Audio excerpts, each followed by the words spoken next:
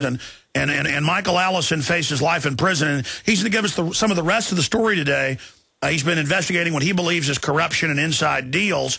And he's been in court with them and requested a court reporter. They won't do that, so he tries to record himself publicly in court or on the street. That's where all these charges are stemming from. So Michael Allison joins us from Illinois. Michael, tell us where you're based and basically what's happened to you and where all this is going. All right. First of all, it's good to be here. I'm glad you had me on, and I'm a long-term resident of Bridgeport, Illinois, and basically the whole situation started in Bridgeport, basically over a city ordinance and that violates my rights to fix up and restore classic cars as a form of hobby and a public interest. I mean, so it's more of the banning lemonade stands and gardening, more of just Rob Dew and his housing division. The office building has trash cans all out front, but he's not even allowed to have the trash cans on the side of his house. So he went and showed the hypocritical nature, and they don't care. So just more control freaks. Yeah, it's definitely a situation that deprives the citizens of their freedom and rights and liberties. And so I saw it as an injustice and a violation of my rights, and I proceeded to sue them in federal court after they had taken illegal action against me. And the case was pending from 2005 until 2008, and it survived the motion to dismiss. The case was valid. It had merit. And when we went through depositions that took place in 2007, I had discovered a little bit of information by asking a few questions and getting the answers, which led me to request documents from the state of Illinois Vehicle Services Department in Springfield, Illinois. And by getting those documents, I was able to ascertain that they were illegally and fraudulently converting titles to these vehicles that were illegally being seized and basically stolen off of private property. And because they were stolen and illegally seized the way they were, they didn't have a clear title that was actually signed over legally by the legal title holder. So they had to come up with a scheme to somehow get a title to these stolen cars. Okay, so it's the classic thing. We've seen this, I don't know about your particulars, but I've seen it even in the Washington Times and Washington Post, where police, it turned out, were running their own wreckers in uniform and even hauling cars off McDonald's parking lots and then chopping them themselves or charging fees. I know that's hard to believe. You can look up the mainstream news. It was like 5 years ago that happened. So you're alleging, and you're saying you had a court case, a lawsuit, dealing with this, with your cars being hauled off and folks connected to government profiting from it. But regardless of the backside, now we know how this confrontation began. Now the system wanted to come after you. And where we do know they are guilty is they've now charged you with counts that add up to life in prison for publicly audio and videotaping them and telling them you were in public places. And that there is official oppression. It's false charges because a bunch of them were involved, Mr. Allison. It is racketeering. And so specifically, tell us about the wiretapping charges and how that came to be and where the case is going. I mean, are you going to disappear into the Illinois prisons at taxpayer expense because you dare audio and videotape our owners? No, I don't believe that I'll ever be convicted. The whole case that they have put against me is bogus.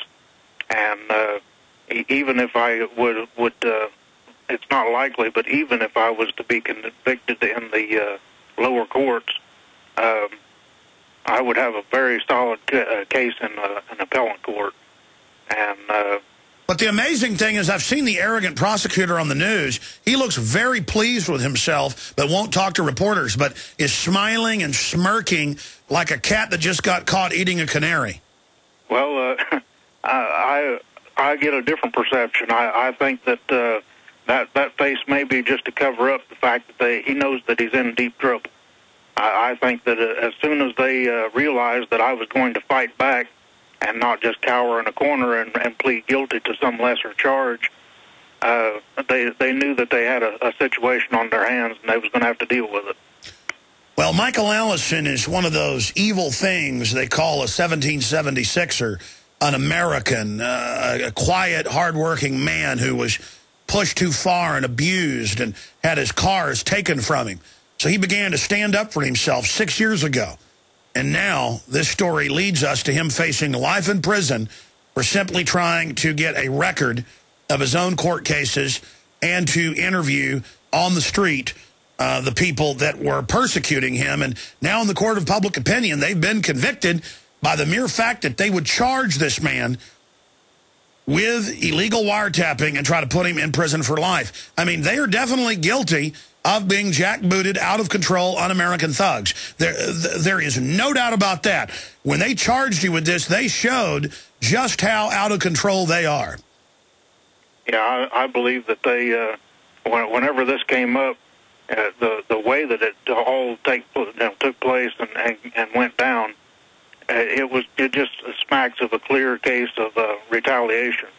They did it with intent to try to shut me up and bring me down so that I couldn't expose their little extortion scheme that they have been running for years. Well, that needs to be looked into by the state police and others. I don't know the particulars, and we've talked about some of the backstory, but specifically, tell us about the charges, where it's going. I've recently had a court hearing on August 18th, and the Assistant Attorney General came down from Chicago, Illinois, to basically defend the constitutionality of this illegal eavesdropping statute. Yeah, again, this isn't just, stop right there, this isn't just some rogue county or city. The state, and that's why it's happening in 12 states, they are pushing this. This shows this is organized. This isn't some boss hog doing it. This is boss hog statewide. Please continue. Yeah, it started out as a boss hog situation where these little towns in these little counties, in Lawrence County and Crawford County, Illinois, are about as corrupt as you can get. And the difference between Chicago and small town Illinois is that in Chicago there's a lot of corruption, but there's a lot of people that are charged with the duty of discovering and prosecuting that corruption. And in downstate Illinois, in these little small corrupt towns, there is no oversight. You're just at the mercy of these people, and there is no help. Well, we're here to help, Michael, and we appreciate your courage standing up to him. I want to come back and get back to the state prosecutors down there saying, we want to put this American in prison for life.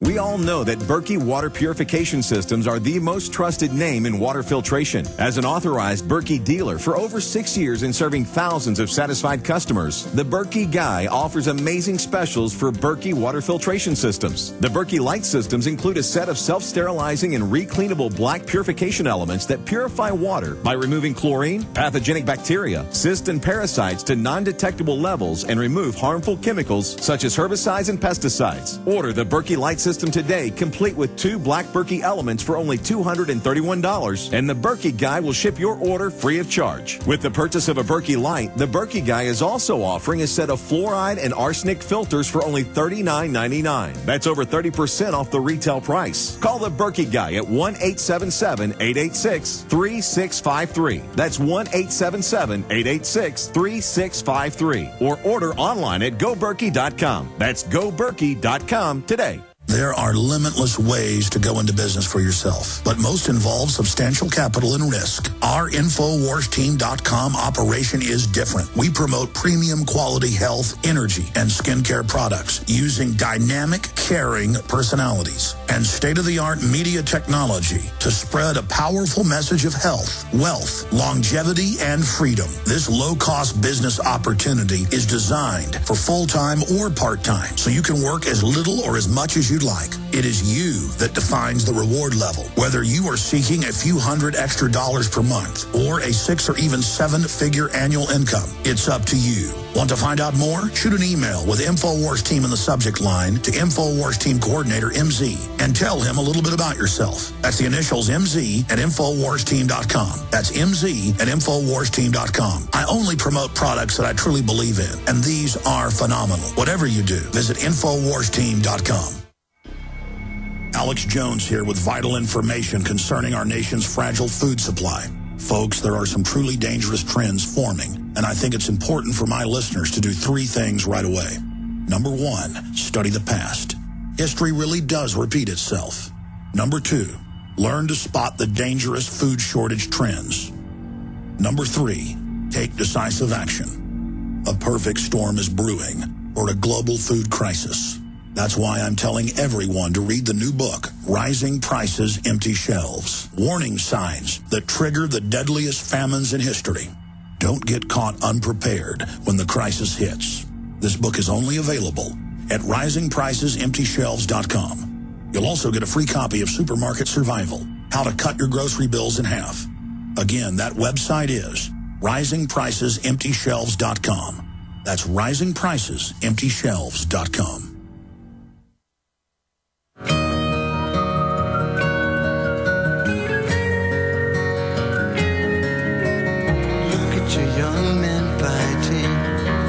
Look at your women crying. Look at your young men dying the way they've always done before. You didn't wake up in the Twilight Zone. You woke up in a society where the population let our servants get out of control, and now they're treating us like we're prisoners in a supermax. And the state of Illinois is putting their full power behind trying to make sure that Michael Allison does spend life in prison. And you think, oh, they'll never do that. Oh, they will try, and they will be proud of it. I'm seeing more and more of this. They want the precedent, just like they promoted torture in public and said it was an American thing to do. Just like the TSA sticking their hands down people's pants. It's about setting the precedent to do whatever they want. This is what tyrants do. They want to dominate us now because they're imploding us by design. That's coming up in the next hour. The biggest news I've reported in a long time. Now, Mr. Allison, go back to the state prosecutor coming down. That was on the local news. I mean, they're really trying to do this. Go back over that.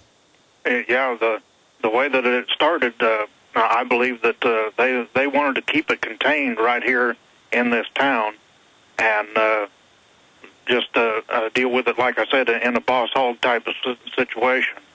And after I refused to plead guilty and make the whole thing go away, I eventually found an attorney who was interested in the issue because he believes that the statute is unconstitutional also. And well, the First Circuit Court of Appeals, that's right below the Supreme Court, just ruled it was unconstitutional last week. I saw that, and I'm glad for the people in the First Circuit.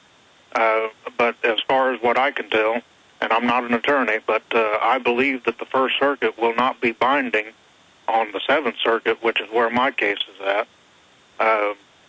And I don't think that it'll have a direct effect. Yeah, well, just to be clear, though, there's all sorts of local rulings as well. This is one of the most well-documented things, that there's no perception of privacy in public, and then that's why they can videotape us or audio tape us. I mean, this is ridiculous. So where is it going now? Because you were hinting at the fact that they're not so arrogant now, and give us the time frame of when your court case is coming up.